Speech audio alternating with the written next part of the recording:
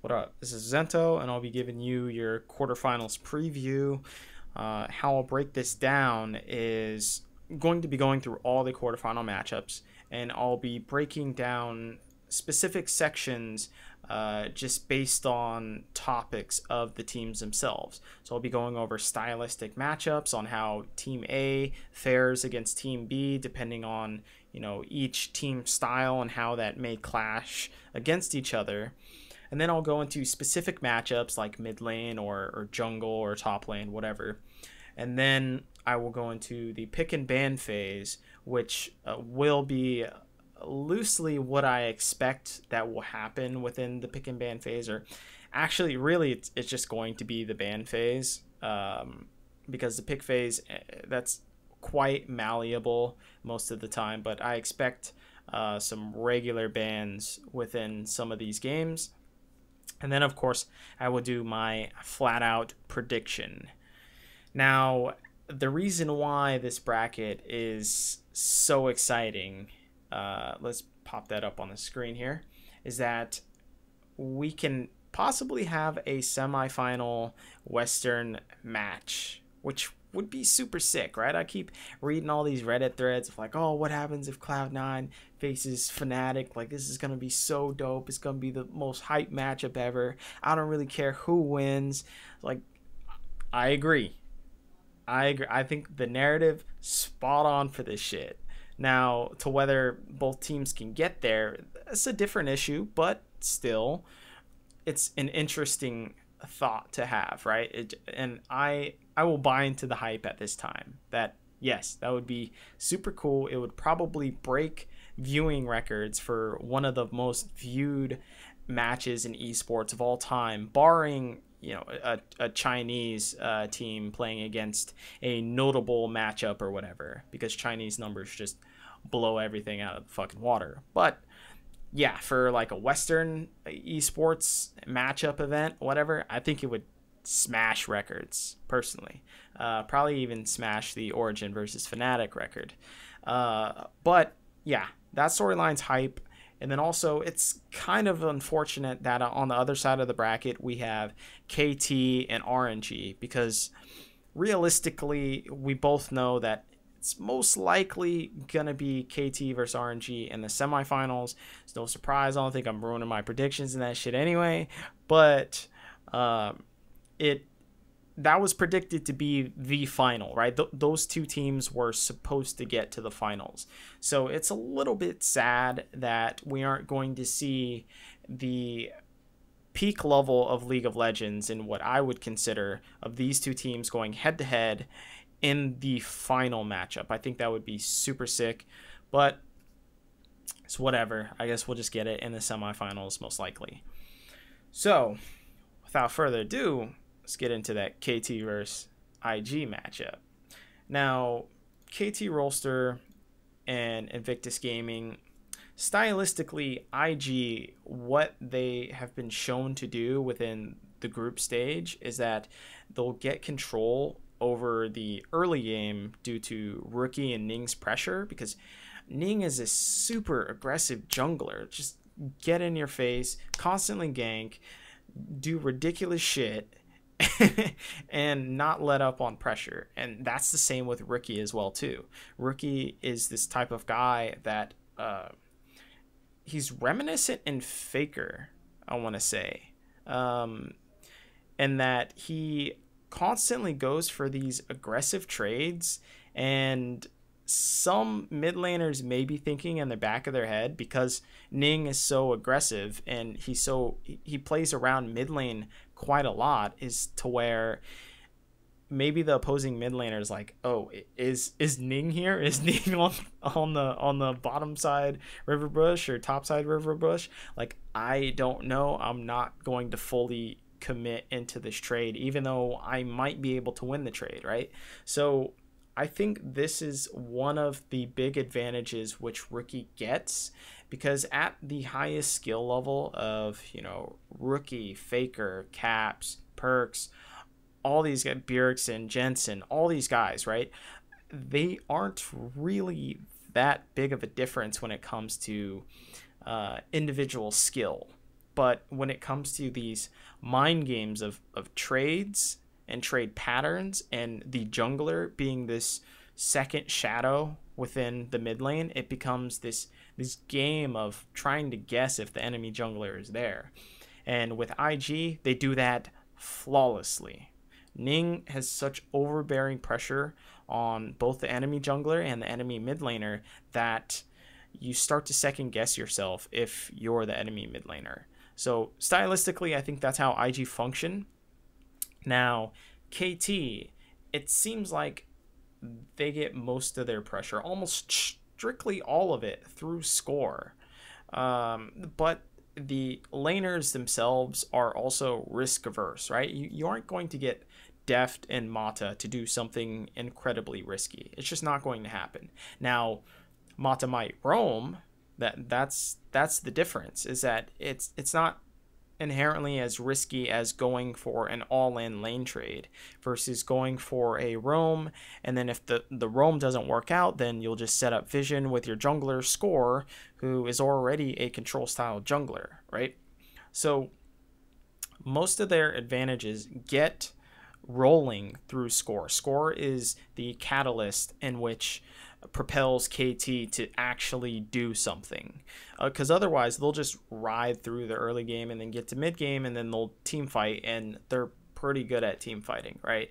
I think they are one of the few teams that can actually match Chinese team fighting. Now, KT have historically, though, been this win lane, win game in the past. Most notably in Spring Split, right? They couldn't win a fucking game without winning the lane phase hard, right? And that was because, okay, well, no, this was in last year. This was last year, sorry, not this Spring Split. But last year, they were able to basically win lane, win game. And that was their motive. And the reason why that works so well is because, well, you look at all the individual talent and it's like, okay, yeah, you probably should be able to win lane most of the time anyways, but when that isn't able to work against the top tier teams, suddenly you're shit out of luck. And with League of Legends and how it's going towards a team aspect, then yeah, you probably aren't going to be able to win a whole lot of games. So now they've evolved to become this great team, which has, you know, they've become a cohesive unit for dictating where skirmishes happen and play a super heavy control style. They will never really fight you without setting up proper vision, without doing their homework, and just making sure everything is set up in the Korean style. Because the Korean meta has always been to where they want a control style, and it's been slightly reduced from Tracker's Knife and everything, but they still want to maintain this control style to where they won't go for an objective or a fight without having adequate vision. So this is where they go against the Chinese aggression, right? And IG have this signature Chinese aggression with heavy skirmish and just dictating through the mid jungle duo. Now, I think KT match better stylistically to IG than the likes of someone like Fnatic, who also control through mid and jungle, but they just do it better than any other team currently, right? So this lineup, well,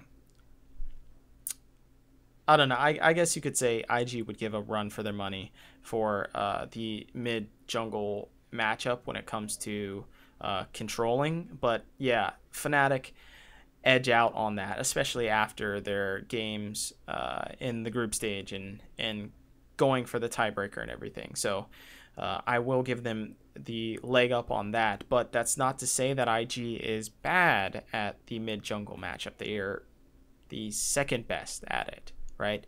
Which is no slouch to Fnatic's mid jungle matchup, because they are extremely good at it, especially Broxa. Broxa's the key on that shit. A lot of people don't realize that. So, matchups: the Shy / Duke versus Smeb. It's what everyone wants, right?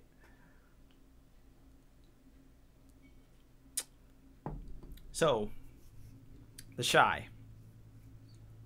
He has a phenomenal GP, and he actually had a lead against Bwipo in top. With the Fiora and Urgot, right? He got the counter matchup, but he still had this significant lead. And I mean, the only reason why Fnatic won was because of just the other 4v4 on the other side of the map. It's not to take anything away from Fnatic, but that's why they won. And I think there's potential for a strength against Smeb, but not anything incredibly significant, because Smeb actually hasn't put on a insane carry performance throughout this whole group stage. So it's very difficult to judge as to whether he still has it in him from the Smeb of past days. So I'm kind of on the fence on this between Smeb and the Shy. Like, I don't want to count Smeb out. And, you know, he did have that misplay of fighting against the Camille. It was what?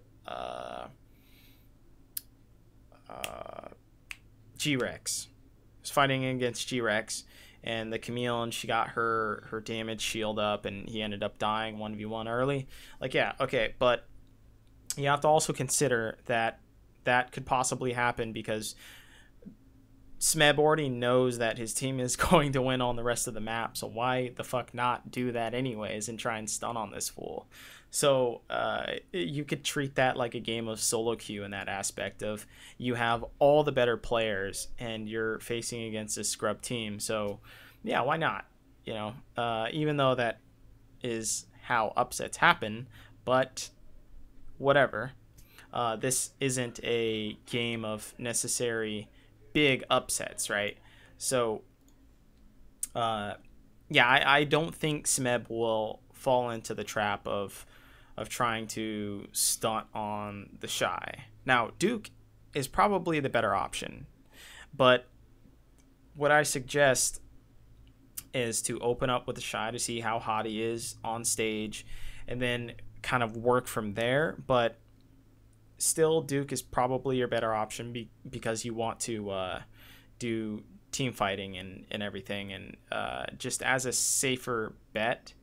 And if you're going against Smeb on the 1v1 for carry versus carry, it's kind of a scary proposition because Smeb is known as like this phenomenal carry top laner. So it's a big risk, and I say you take that risk in the beginning just to see, but after that, nah, I think it's far too risky to do.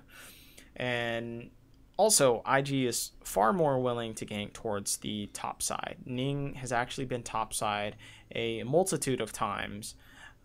So with that, maybe Smeb should also play quite a lot more reserved in this matchup. So that's how I think top lane is going to go. It's really not going to be as volatile as I think a lot of people think it's going to be. Now, Ning versus Score, this is the mismatch. Ning, he is just this super aggressive jungler that often invades on his own and gets punished if the jungler knows what he's doing, and also a jungler that can control him, like Broxa can, right? Which is exactly the style of Score. I mean, not Score isn't the same as Broxa, but Score has the ultimate control style. If there is an aggressive jungler that you need to control, Score is your fucking guy, right? Like, Score is what Xmithy is, but times like 5, right? And that Xmithy, yeah, he's the control style jungler. He will completely dictate what your dumbass aggressive jungler is doing, and he will just run circles around you, right? Well, Score will do that to a way higher level, and he will punish you super hard, and the rest of KT will punish you extremely hard as well. So I think this is the big mismatch in the entire lineup. Now, Ning will continuously look for ganks, for gank avenues, which includes several lane ganks as well too, because he's tricky like that. But I think with a passive bot lane, and I'll get to that later, but I think with a passive bot lane and a smart mid laner as well too from KT and UCal, and then also Smeb, who should play back, he might not, but he should, then I think Ning will be largely neutralized because he'll be going for these ganks that don't necessarily exist realistically. So this matchup is, although better judged as a mid jungle duo, just as every jungle or mid matchup in isolation should be, right? So let's look at Rookie versus UCal. Okay, so now Rookie from IG. Rookie is really fucking good. Like, insanely good. As I said before, well, I think I said this before, maybe. But Rookie he's reminiscent of Faker in that he will go for, these ridiculous trades, right? And so Rookie is just probably the best mid laner in this entire tournament. I don't know. You can make a debate for Caps too. I'll give that as well. But Rookie is one of the best. And when you're going up against UCal, though, who will not do stupid trades, then suddenly your advantage is neutralized. And UCal is good enough to do that. So I think IG, they get their pressure through mid, which then snowballs to jungle and then controls the rest of the map. But what UCal does is he often ends up roaming to help his lanes. Like if you look at Rookie's kill participation, it's 68% for Rookie versus 77% for UCal. So there's a huge discrepancy. It's almost 10%. So it's clear that what UCal does is he goes to other lanes. Specifically, he'll go to the bot lane and snowball that and try and get Deft and Mata to go early, right? And Rookie, he ends up controlling it through jungle, and then jungle and him end up spreading the lead elsewhere, right? And that makes it to where Ning is capable of doing more ganks, right? Because he has more control over the enemy jungler. He knows where the enemy jungler is. So therefore, you can't really counter his ganks, and he'll do like a tower dive bot or a tower dive top. But it's not necessarily that Rookie is invested in going to help those dives, right? So that's why there's lower kill participation. So with that said, it's just a difference of style, but I think with the advantage of score versus Ning, I think you have KT winning out in this actual matchup. Now, bot lane, Deft and Mata versus Jackie Love and Baolan. Of course, I didn't separate the two because that's just stupid to do when you're talking about the bot lane. I think it's a no contest that Def and Mata are far too good to be susceptible to IG's bot lane. And not only that, but there is also a mismatch of Baolan and Mata. And Mata is known as this roaming support that will get advantages for his mid laner, which is also another thing that you should consider when it comes to UCal versus Rookie and score, in that Mata will end up roaming, and this roaming opportunity will be created through score and UCal's pressure, but more so score's ability to control the enemy jungler and know where he is at all times, and then Mata will end up roaming and get an advantage in the mid lane. So KT, they seem to have the big advantage in this, and KT have also been playing around bot a lot more recently, which gives me hope to where this will actually be a decent size favor for KT themselves. So all in all, I think KT kind of have this in the bag. For picks and bans, I think IG should ban Alistair because, of Mata. And then also consider maybe banning a Thresh as well too later on in the second phase, if things get a little crazy and they decide to do well. Now you never pick support second phase usually, so never mind. But you could throw a Thresh ban in there if you want, but then you're opting into the Urgot Aatrox matchup top lane most likely. But you should definitely ban Talia. Scores Talia is so fucking good. And it's flexible to mid lane with UCal because UCal is actually pretty good on Talia as well too, although it actually hasn't been played in group stage in mid, I want to say. So that is somewhat of a moot point, but scores UCal or scores UCal, yeah. Scores Talia is amazing, like really, really top notch. One of the best Talias that I've seen in the entire tournament.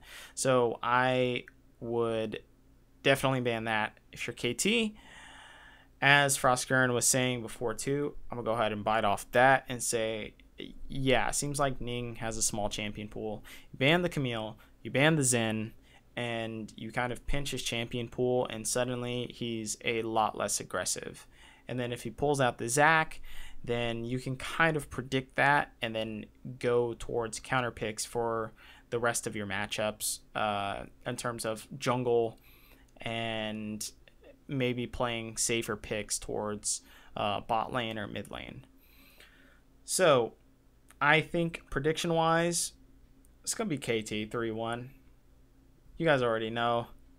Faith in KT, even though that might bite me in the ass later, but who knows. But seriously though, KT, they look pretty damn good. I mean, yeah, sure, they lost that game against EDG, but as far as the matchup versus IG, I think everything's in the balls or in the court of KT as terms of like Deft and Mata and the Ning and Score versus Rookie and UCal matchup. I think it's pretty clear that it's going to be towards KT side in that regard. And then top lane, that's the only thing that kind of throws everything into a wrench, because I'm not really sure how Smeb's going to match up into these guys. As long as Smeb doesn't go super aggressive, because Ning will probably punish that, then I think KT should have a really good chance to just close this out relatively easily. So, RNG versus G2.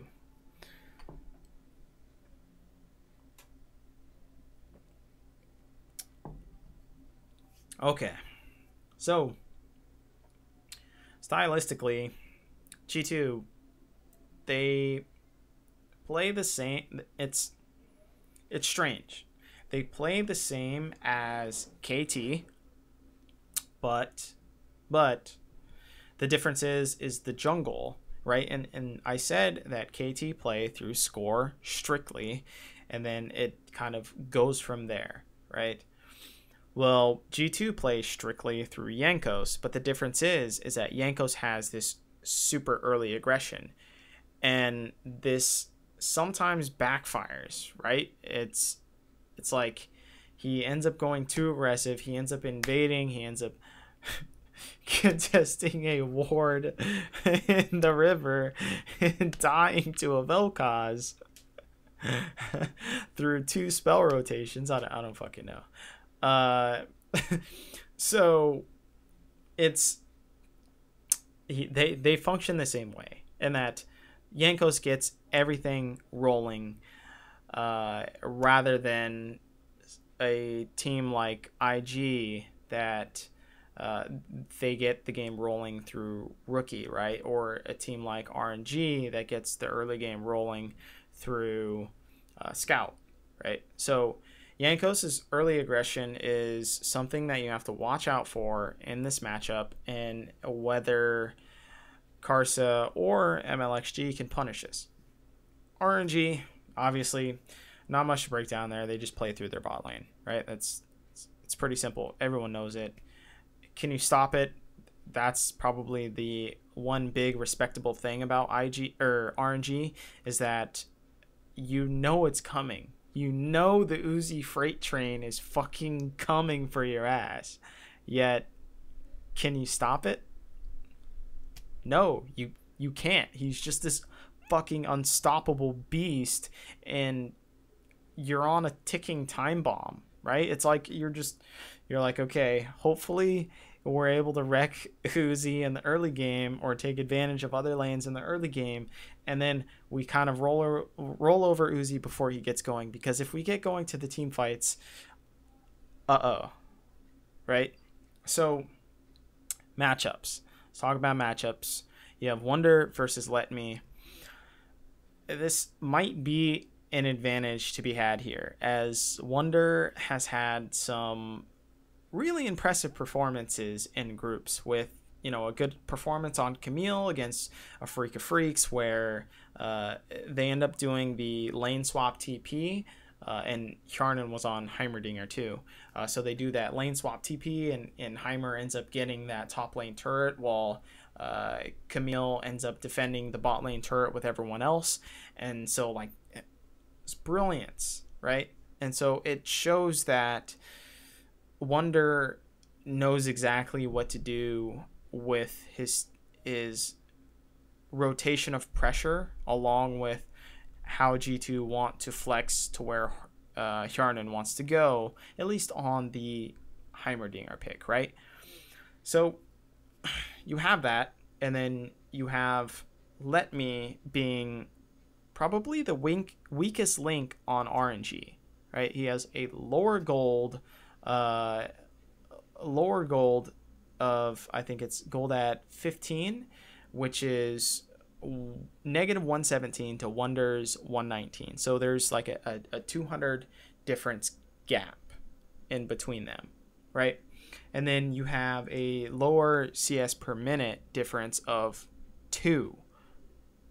That's pretty massive when you think about the competitive environment, and that, okay, well, at 10 minutes and he gets 2 CS per minute, that's at least 10 CS at 10 minutes, if not more, and it probably will be more. So if you're G2, you want to take advantage of this top lane matchup, maybe get Wonder on a carry and see if you can snowball that to your advantage.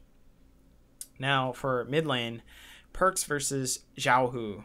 Now Xiaohu roams far more to get advantages across the map, and Perks, he's known for holding on to his mid lane and just trying to dominate the enemy mid laner. And the great thing about that, though, is that Perks is looking phenomenal this group stage. One of the best mid lane showings within recent memory that I can think of. So, and especially on Akali, like, don't give that man Akali. If you are RNG, don't give that man Akali. That's a little preview for the pick and ban phase. But so with this, I think if G2, what they want to do, if they want to play through mid lane, is that they could end up banning control mages and then allowing Perks to get the opening for an Akali or a counter pick mid. Then they might be able to take advantage of the mid lane matchup. But I think Xiaohu is a really good mid laner. I think he's underrated, I would say. Not massively underrated, but I think he's a little bit underrated. Now you go to Karsa / MLXD versus Jankos. Now, I talk about the mid jungle duo matchup a lot, which is the case, and it's the state of mid lane itself, right? And that it's not a 1v1. It's just not. It's a 2v2. And like you hear fucking LS saying that shit all the time. So yeah, I'm gonna borrow that from him. It is a 2v2. He's completely right. Now, the smarter play would be to start MLXG, right? Because if you're going to play him at all, and I'm not saying that you should, I think realistically you should probably just play Karsa the entire time, at least within this matchup specifically. But you don't want to play the game of which jungler can carry harder. You don't want to play that, because you're gonna have two junglers who are like these very seems like they're very emotionally driven or momentum driven junglers, in that, yeah, if you get MLXG going hard and get an early advantage, he will snowball the shit out of that and carry super hard. But that's the same thing with Jankos, right? So do you really want to go into this matchup butting heads against each other and just being like, okay, well, let's just see who gets the advantage, right? And it might also be a little bit of luck in between there too, because it's just two styles that are incredibly similar going against each other. So, and then that might be even determined by the mid lane matchup and who gets mid lane priority. So if one of those junglers ends up getting put behind because the other mid laner has mid lane priority, you're probably going to wish that you didn't field MLXG if you get set behind in the mid lane, right? Because then Jankos is going to invade your jungle, you know that, and then he's going to punish MLXG a lot, especially because MLXG is going to try and get back into the game and do something stupid. So it's just better if you have a control style against Jankos. So if you need to start MLXG for one game, fine. It's okay. I kind of think you're throwing away a game at this point. And that's not because of the MLXD meme at all. It's simply because of this specific matchup entirely. Now, Jankos seems to dig his hole deeper as the game progresses if it's already isn't in his favor. So with that said, yeah, if you do play MLXG, expect if MLXG does get ahead, then it's going to be really fucking brutal for G2. But if you play Karsa, he just seems far better in setting up vision for plays. He seems more guaranteed to set up vision, control where the enemy jungler is going, and then make plays according to that. So I think personally, this entire jungle matchup just depends on if Flash Wolves know what the fuck they're doing when it comes to reading Jankos and what Jankos' style is and how that matches up against their own junglers. Yeah, that's basically it in a nutshell.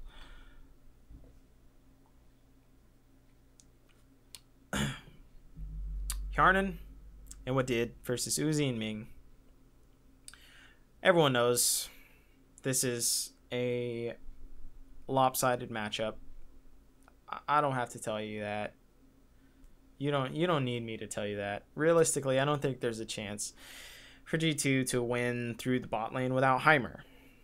Now, the thing about Heimer and why he's so particularly good for G2 is because G2 play well around his pressure and rotating him around the map and being this force to where even if you put him and Wadid in a lane and it's like they don't have much vision or anything, and you're maybe setting up vision for Wonder, which is often what they'll try and do as well too, and then on the inverse they can then have Heimerdinger in like the mid lane just sieging the shit out of mid, and along with his turret zones, Hjarnan knows how to play around with these turret zones, and G2 know how to play with the zones of control itself. I talked about that in a previous video as well too. But that's what G2 are really good at. So if they don't get Heimerdinger, even if they do the brand cheese as well too, I don't see a realistic way that G2 win the bot lane. If they bring out the brand, yeah, you have the early aggression of brand, and maybe you should then end up banning Xayah if you pick Brand. This is like a specific case in which you would ban Xayah then. So let's get into the pick and ban phase first. G2, they should ban Kai'Sa. They should ban Tahm Kench because, Tahm Kench enables Uzi because he's this ridiculous hyper carry. And then ban Galio because Xiaohu is known as this control mid player, right? And one of his best mid laners is actually Galio. So ban Galio, without a doubt. Ban Kai'Sa, ban Tahm Kench. And then you can also maybe pick up the Xayah if you want, but if they don't ban Heimerdinger, then you need to replace one of those bans with Xayah, most likely, so that, or sorry, if they ban, or if they don't ban Brand and you decide to pick Brand, then you need to ban Xayah because of just her early aggression and her capability to kind of, I guess, help match the aggression of Brand. But also, it might just be to where RNG picks Sivir, because if you're playing against Sivir, then she's just gonna spell shield your W from Brand, and that shit's never gonna land. And early lane phase is gonna kind of suck for Brand. So you might want to think of that as well too. RNG, ban Heimer. Just do it. I know it feels bad. I know banning Heimerdinger in any normal circumstance, even in solo queue, would feel bad, but just ban it because their playstyle is so incredibly different when they're playing Heimerdinger that you probably haven't faced something like that before. And if you aren't practiced against it, then you probably shouldn't fucking let it go through, because they are clearly very well versed. It's not just Hjarnan that's good on this pick. A lot of people say that Hjarnan is so fantastic on this pick. He wins every game, like all that. Like, no, it's a team pick. Like, this is one of those picks which warps the map, the entire map. It's just like Huhi's Aurelion Soul, right? Warps the entire map, warps the entire game, and you have to play fundamentally different when you play against this Heimerdinger, right? So, ban the Heimerdinger, ban Olaf. That is a very Jankos-centric pick. Just ban the Olaf. Ban Akali as well, too. That is something that you don't want to let Perks get, especially because I don't think Xiaohu could play it to the level of Perks anyway, so you probably want to do that. And then Nocturne might be a second round ban phase if Jankos is kind of on the fence of what he wants to choose for the first round phase, and if there are these other OP picks like Urgot and Aatrox and whatever, then yeah, ban the Nocturne in the second phase, see how that works, change it up a bit. If you feel like, okay, we let the Olaf go through and then we ban the Urgot because it was a problem or whatever, because now we're on red side or something. So although it seems like Wonder likes the Aatrox side of the matchup, not too sure. I'd have to go check a lot of the other pick and ban phases, but it seems like he likes the Aatrox side of it. Predictions: RNG 3-1. Like, I would actually, I'm kind of on the fence too about this. I think RNG could actually go 3-0 if Wonder doesn't have a carry performance. And if RNG let the Heimerdinger go through, then yeah, they'll get a game. But they won't let it through more than one time. And I don't think Wonder will get a carry performance more than one time. And I don't think both of these things happen in the same instance either. So that's what I see panning out in this. I'm sure everyone knows that RNG are going to win that fucking game anyways. So Afrika versus Cloud9. I forgot to take the scoreboard off earlier. Afrika versus Cloud9. Everyone's saying Cloud9 is going to lose this. And stylistically, you look at this and you say, Afrika Freaks, well, they can play towards topside, right, and allow Keen to snowball, and they have multiple different times as well too. But they also play this standard Korean style towards the mid game, right? And that once they end up getting an advantage, they will rotate you around the map and they'll take control of your enemy jungle, and then they'll rotate between, you know, the top and mid, or the mid and bot, and they'll control that portion of your jungle, right, with vision control, and then they'll just keep going back and forth, and they'll toggle the waves constantly, and they'll end up getting one of those towers, right, or you know, the top side and mid side, whatever, but they'll toggle between mid lane. That's the key thing. So classic Korean style. And Cloud9, they snowball through mid pressure strictly. Now, that's not to say that Licorice can not get his own advantages often enough, because he's been proven to actually get his own advantages. And against Keen, that's to be foretold. I guess we'll get into that later. But Sneaky is also this late game insurance, to where he is like... Sneaky and Zazel are a shittier Deft and Mata, if you get what I'm saying. Because Sneaky is this late game carry, not very aggressive, and then you have Zazel, initiator, has the fucking go button, but in lane phase, not really that stellar, right?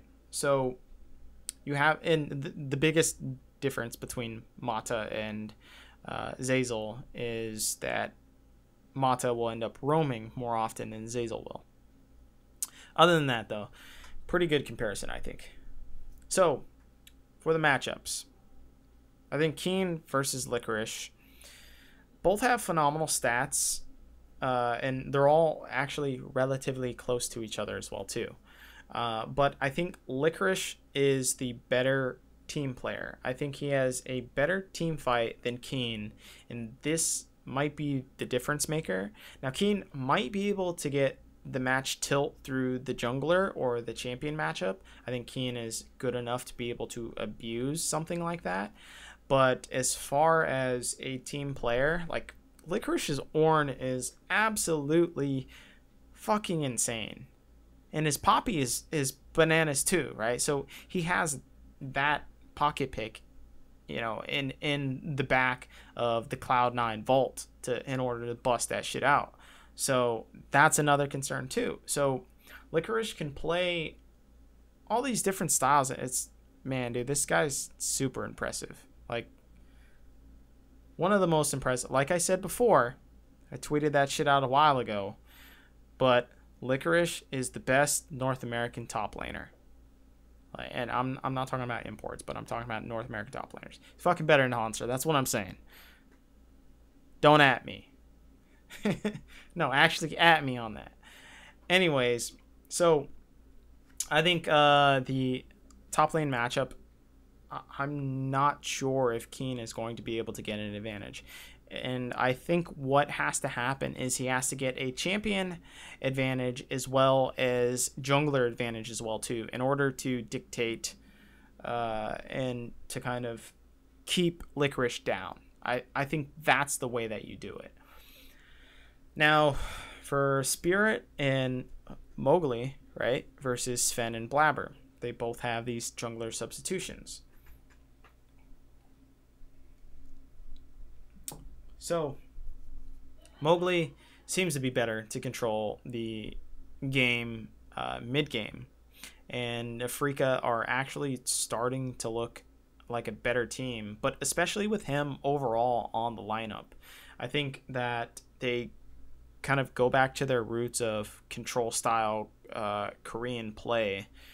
And I would personally like to see Mowgli play in the series more than Spirit, because Spirit's tendencies have always been farm out. Hopefully, we all hold on, and then let's go from there, right? Then I'll be ready to actually play League of Legends. Well, Mowgli is a little bit more active when it comes to controlling the game during the early game, which then allows him to control the mid game and then do the Korean style of the vision control, like I was saying before. So I think your best bet is to play Mowgli. Um, and then as far as the Cloud9 side, I think you start Blabber. I think personally, as I had said before in multiple different series of Cloud9, you start Blabber because of the nerves, because of being a rookie, and that if anyone has to dig him out of a hole, it's going to be Svenskeren, which did happen before in playoffs or in the gauntlet. So, yeah, have that insurance policy of Svenskeren. See if Blabber's hot. See if he's playing really good, super aggressive, kind of punishing this other guy. See if that happens. See if he can punish Spirit, I think. But I think ultimately Spirit and Mowgli can take advantage of Blabber. So I don't expect Blabber to actually play more than one game. If he fails the first game, I don't expect him to play any more games. I think you just sub in Svenskeren. Kuro versus Jensen. Jesus, dear God. Keep Kuro on control mages and don't try to skill match up against Jensen. Just please, for the love of God, don't do it. Don't do it. You will get murdered. You will get fucking murdered. Jensen will most likely win this matchup, especially due to pressure mid from from his own jungler, because both of the junglers play towards mid, with Svenskeren actually playing towards top a little bit more, especially more recently, actually, because I think even his own team is buying into Licorice's hype and his ability to actually play well. But do not try and do a skill matchup against Jensen. I think you will get shut down. Kuro's level is not good enough to be able to do this. He reminds me of fucking Pawn. Like, just don't do that shit.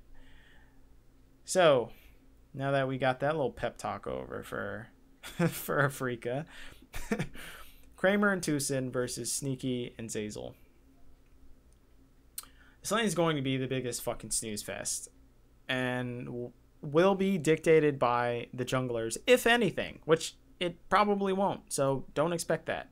But if something's going to happen, it's going to be because of the junglers. Other than that, nothing's going to happen. Just chill out. If Zazel does get something like Alistair, you could see more volatility down here with the with Svenskeren coming down bot. But more than likely, it's just going to be them just chilling and farming for fucking 20 minutes until something happens across the rest of the map, which hopefully it does, and Spirit doesn't get to farm for fucking 20 minutes. So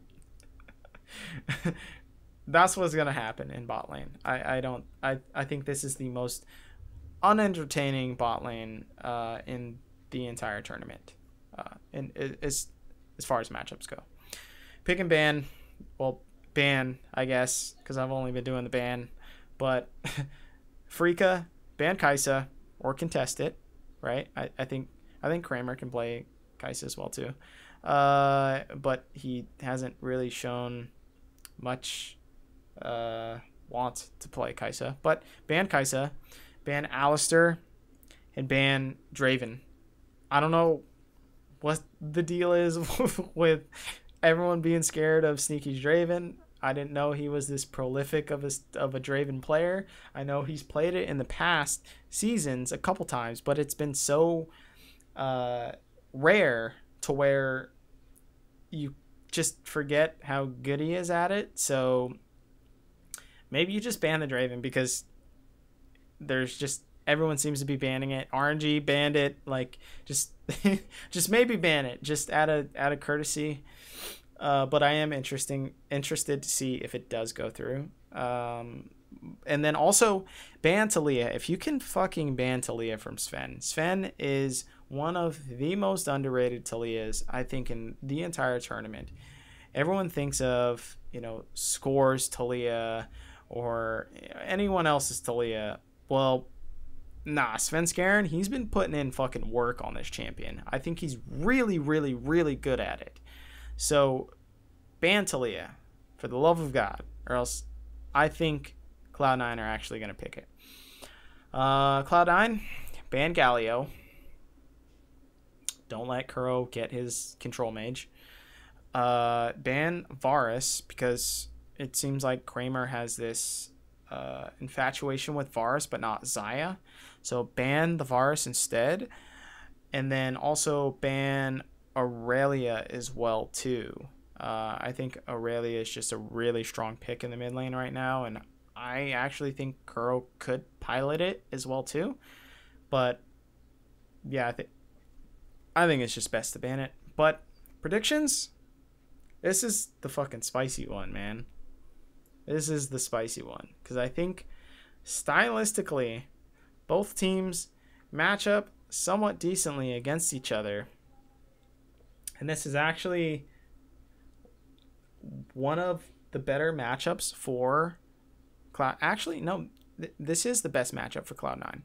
So I think it's going to be a Freak of Freaks 3-2. I don't think Cloud9's going to win. Come on, guys. Like, seriously, they had problems in plans.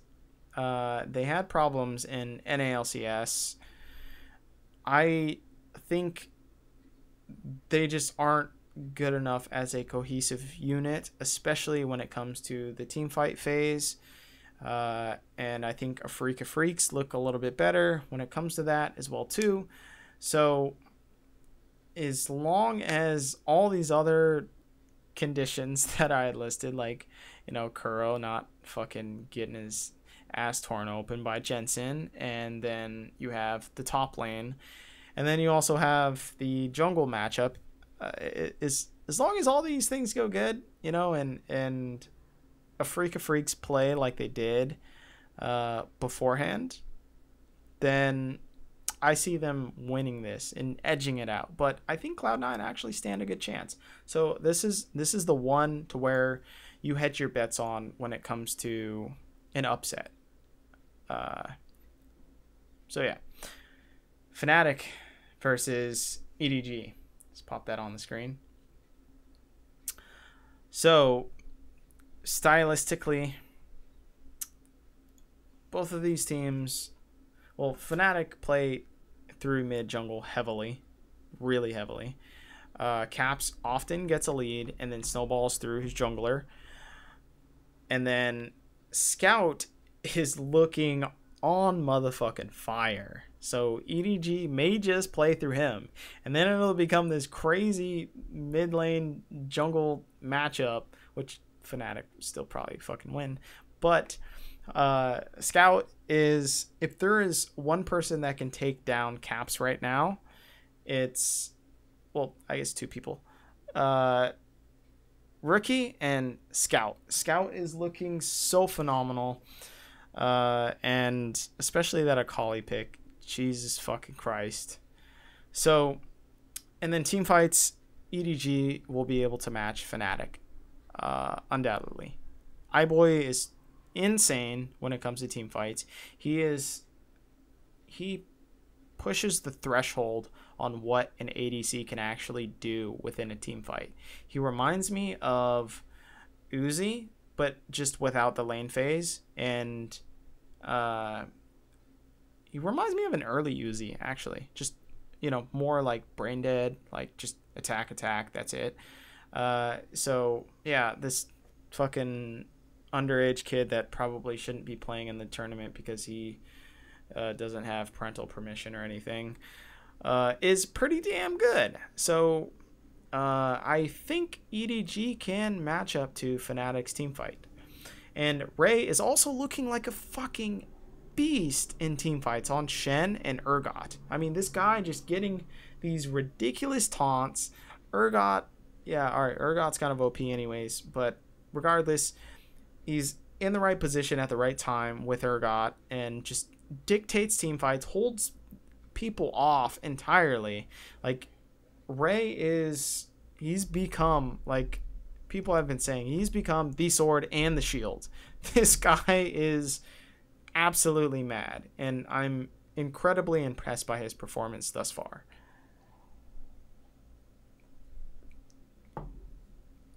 So, matchups. Bwipo and Soaz versus Ray. This is probably the most hype thing within this entire thing. Well, no, I guess Caps first Scout is pretty good too. A carry versus carry matchup of Bwipo and Ray would be interesting. I would agree. I think Ray is a very good carry player, and he's also had some competition against the Shy as well too. So it's not like he would necessarily be rusty in that aspect. But Bwipo is on another motherfucking level in this tournament. This guy is a madman. Just his micro movements itself are ridiculous in that he ended up dodging this gank from Ning in the top lane, and then he ends up doing like 1v2s, and is so impressed by Bwipo. If you were to compare my adoration of Bwipo versus Licorice currently, right now, Bwipo totally way up there. And he functions the same kind of way that Licorice does, in that he just gets his own advantage. And it's scary as fuck, man. This guy is ridiculous. Really good. Anyways, I think you play Bwipo in this match more than Soaz to tear the map apart and not team fight. Because if EDG match you in the team fight, or even they're better than you at the team fight in some circumstances, I think iBoy's team fight is actually really fucking good. You want to tear apart the map stylistically, so Bwipo might actually be the one to play in this game. And just because Soaz, he's not going to get really an individual advantage top, and he's also not going to punish a jungle roam top lane either, because that's what Soaz does best, right? He absorbs an insane amount of pressure. He is like the impact of EU, but just a little bit better on carries too. So just start Bwipo, play with Bwipo probably through the entire match, and don't let EDG get to a team fight phase. Instead, keep them on skirmish mode. They aren't as good as IG in terms of skirmish, so just keep them in skirmish mode, split apart the map, and allow Bwipo to get an advantage on the other side of the map. Play towards Bwipo in terms of vision control, and then, push as a 1-3-1 or a 1-4. Now, Broxa versus Haro. Broxa works so well with Caps through mid lane pressure that I think there's no contest with this one. I just think Broxa is pretty cerebral when it knows how, when it comes to dictating how he wants to control the mid lane matchup, and that is in no small part to how Caps dictates the mid lane matchup as well too. So I think there's no real contest in this one. Caps versus Scout. While individually I think both are near each other, Caps simply performs far better with Broxa than Scout does with Haro to get control of the map. So in this instance, I think Caps and Broxa actually outmatch Haro and Scout, specifically because of the jungle matchup. So if we're talking about, if, say, Scout is somehow able to get a solo kill on Caps, which, I don't know, maybe Scout's playing like a fucking madman and he's playing super aggressive. So maybe he actually can do that if he gets a counter pick. If he gets a counter pick, then yeah, I think it's possible. But if he doesn't, no, I don't think it's possible. So maybe that's what EDG's plan is. Maybe they get a counter pick for Scout, and then they're able to take control of Caps, which then hopefully that means that Haro gets control over Broxa. Doesn't necessarily mean that because Broxa is very good, but that's one of the ways that I see EDG winning this. Reckless and Hylissang versus iBoy and Mako.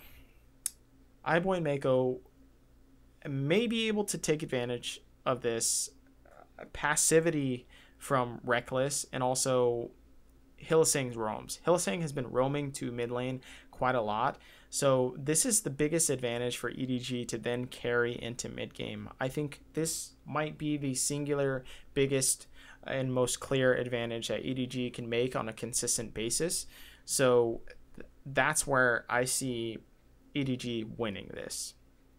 Picking bans: Fnatic, ban Kai'Sa, ban Urgot, ban Shen, second ban